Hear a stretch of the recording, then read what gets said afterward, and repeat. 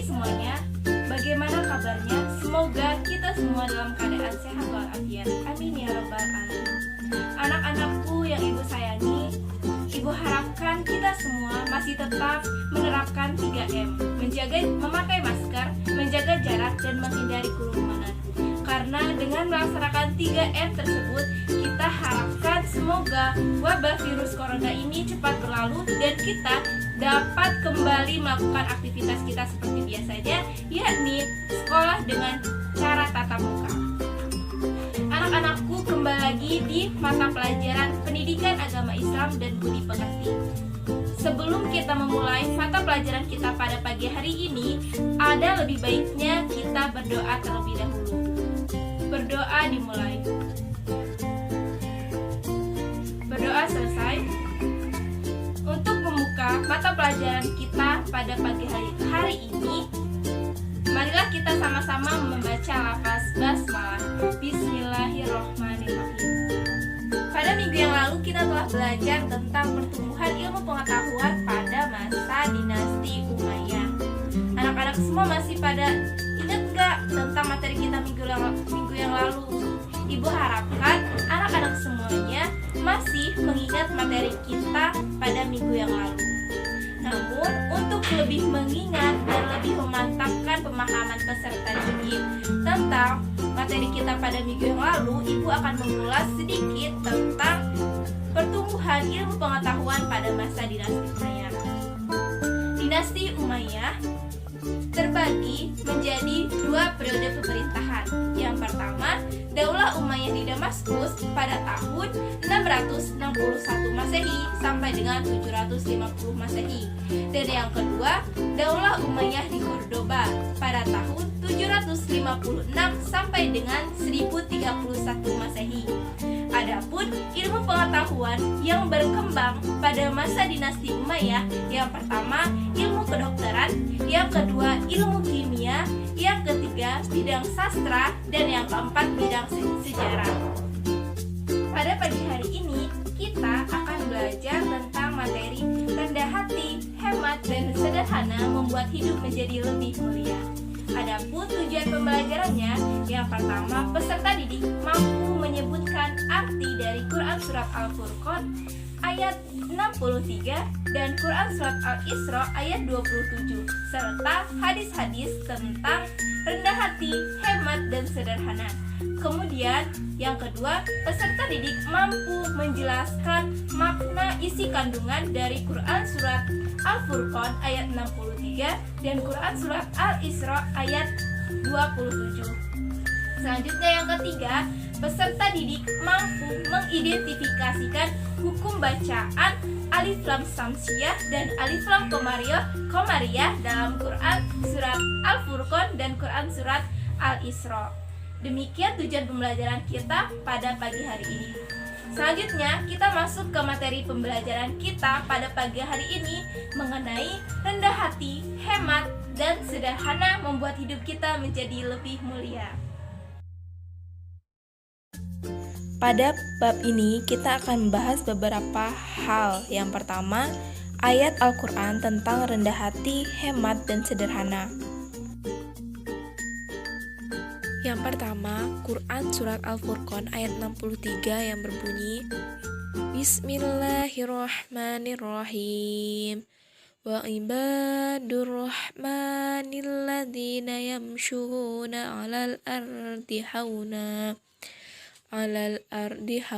wa idza khatabahumul jahiluna qalu salama, yang artinya, adapun hamba-hamba Tuhan yang Maha Pengasih itu adalah orang-orang yang berjalan di bumi dengan rendah hati, dan apabila orang-orang bodoh menyapa mereka dengan kata-kata yang menghina, mereka mengucapkan salam. Selanjutnya Quran Surat Al-Isra ayat 27 yang berbunyi Bismillahirrahmanirrahim Innal mubazzirina kanu ikhwana syayatin wa kana syaitanu lirabbihi kafura. Yang artinya, sesungguhnya orang-orang yang pemboros itu adalah saudara setan, dan setan itu sangat ingkar kepada Tuhannya. Poin yang selanjutnya kita masuk ke ilmu tajwid tentang hukum bacaan mat. Yang pertama, mat asli atau mat tabi'i. Disebut mat asli atau mat tabi'i apabila terdapat harokat fathah diikuti alif, kasroh diikuti nia sukun, dan domah diikuti waw sukun.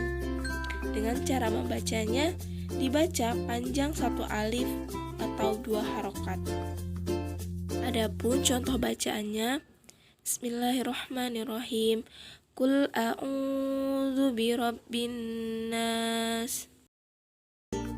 Mat yang kedua yakni mat wajib muntasil. Disebut mat wajib muntasil apabila terdapat dua mat tabi'i diikuti hamzah dalam satu lafaz.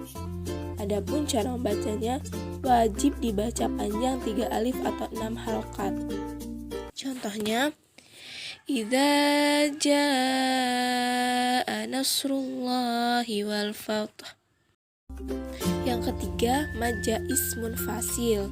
Disebut mad jaiz munfasil apabila terdapat mad tabi'i diikuti hamzah namun lafaz yang berbeda.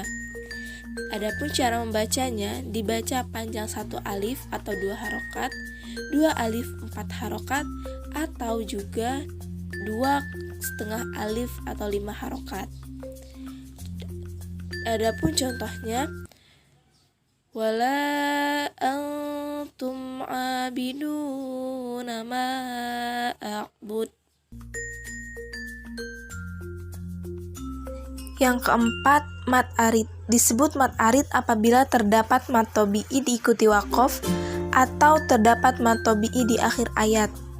Cara membacanya, dibaca panjang 1 alif atau 2 harokat, 2 alif 4 harokat, atau 3 alif 6 harokat. Contohnya, iyyaka na'budu wa iyyaka nasta'in. Yang kelima, mad iwad. Disebut mad iwad apabila ada huruf yang fathah tanwin terletak pada waqaf atau berhenti pada akhir kalimat. Cara membacanya yakni panjang 1 alif atau 2 harokat. Contohnya, inna ma'al usri yusron.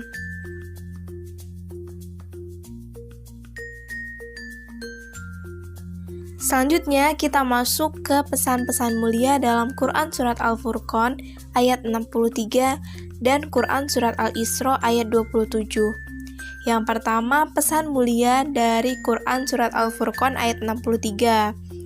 Nah, di dalam ayat ini mengajarkan kita agar memiliki sifat rendah hati.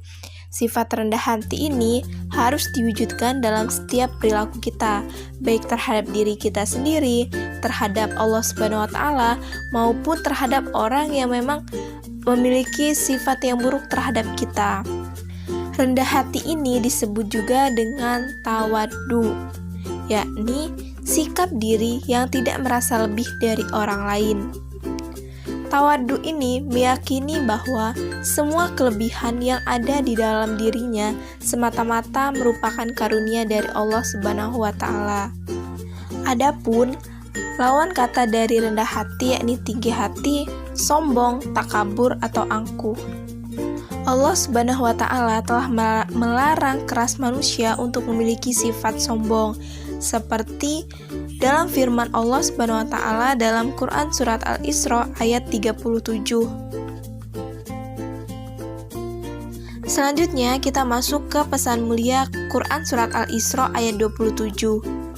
Ayat ini diturunkan oleh Allah Subhanahu wa Ta'ala dalam rangka menjelaskan gaya hidup kaum jahiliyah yang salah. Kaum jahiliyah merupakan bangsa Arab sebelum mendapatkan pencerahan cahaya Islam. Pada saat itu, mereka sangat suka sekali berfoya-foya. Mereka beranggapan bahwa derajat, kemasyhuran, dan kehormatan dapat dilihat dari kemampuan dalam berfoya-foya dan menghamburkan hartanya untuk berpesta pora. Dalam ayat Quran Surat Al-Isra ayat 27 ini, Allah Subhanahu wa Ta'ala menegaskan bahwa berfoya-foya serta menghambur-hamburkan harta adalah suatu pemborosan yang merupakan bagian dari perbuatan setan. Oleh karena itu, telah jelas bahwa tindakan berfoya-foya menghamburkan harta merupakan perbuatan yang sangat dilarang oleh Allah Subhanahu wa Ta'ala. Sebaliknya, Allah telah mengajarkan kita agar kita bisa hidup hemat, sederhana, serta peduli kepada orang lain dengan cara berdermawan. Nah, demikianlah video pembelajaran kita pada pagi hari ini. Semoga anak-anakku semuanya dapat memahami materi pembelajaran kita pada pagi hari ini, dan juga semoga video pembelajaran ini mempermudahkan anak-anak semuanya memahami materi kita pada pagi hari ini, yakni tentang rendah hati, hemat, dan sederhana membuat hidup menjadi lebih mulia. Ibu akhiri, wabillahi taufiq wal hidayah. Wassalamualaikum warahmatullahi wabarakatuh.